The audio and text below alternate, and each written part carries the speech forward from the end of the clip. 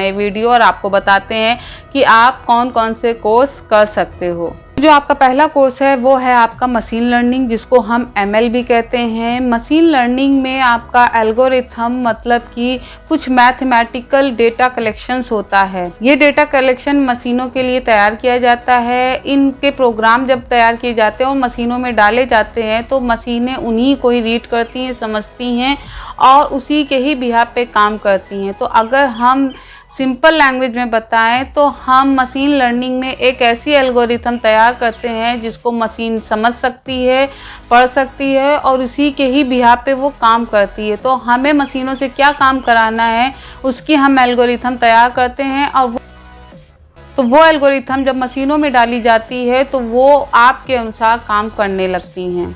अगर हम इसको एग्जांपल से समझाएं तो जैसे कि अगर आपने कुछ लिखा हुआ है और वो मशीन अगर रीड करती है मतलब स्कैन करती है तो उसके लिए हम ML के थ्रू एल्गोरिथम तैयार करते हैं और उसमें हम एक ही अक्षर को बहुत तरीक़ों से उसमें एडजस्ट करते हैं, मतलब एल्गोरिथम में सेट करते हैं कि अगर वो मशीन उसको रीड करेगी तो उसको किस किस तरह से रीड कर सकती है। क्योंकि हर इंसान का कोई भी अगर एक अल्फ़ाबेट ले लें A, तो A को लिखने का तरीका बहुत अलग अलग होता है, हर इंसान अलग अलग तरीके से लिखता है। तो हम मशीन को यही बताते हैं कि पर्टिकुलर ये अक्षर को लिखने के लिए इतने मेथड फॉलो किए जा सकते हैं। तो वो उन सब को ईजिली रीड कर लेती है ML के थ्रू और जब आपका वो कुछ भी लिखा हुआ देखती है तो वो उसको ईजिली पहचान लेती है कि आपने क्या लिखा है। यही होता है आपका फेस स्कैनर में, फिंगर स्कैनर में। तो वहाँ पर आपका ML ही काम करता है क्योंकि उसमें हम ऑलरेडी वो इंस्ट्रक्शन दे देते हैं कि पर्टिकुलर ये पर्सन की ये पहचान है, ये उसके फिंगर्स हैं, ये उसका फेस रिकग्नाइजेशन है, तो वो उसको ईजिली रीड कर लेता है।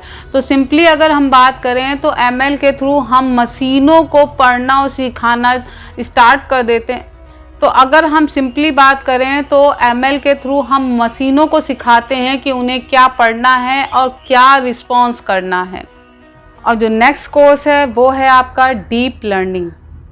डीप लर्निंग की अगर हम बात करें तो ये भी ML की ही तरीके होती है, बट यहाँ पर ML से भी ज़्यादा डीपली आपको इंस्ट्रक्शन या एल्गोरिथम तैयार करनी होती है।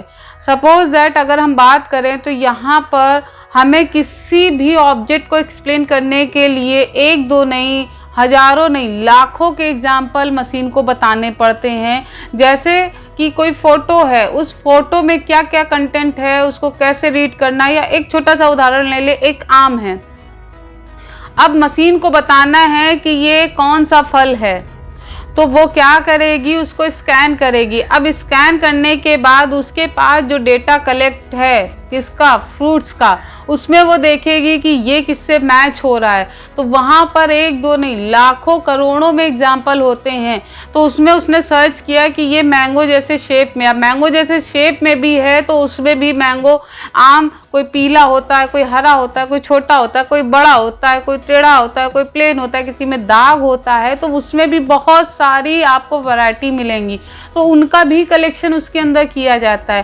तब वो पर्टिकुलरली उसमें सर्च करता है और डिफाइन करता है कि ये फ्रूट्स है, फ्रूट्स में भी ये मैंगो है, मतलब आम है।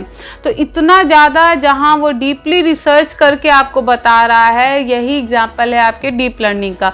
आजकल आप चैटबॉट एप्लीकेशन यूज़ करते हो जिसमें आप कुछ भी इंस्ट्रक्शन पास करते हो और वो उसका रिस्पॉन्स कर देता है।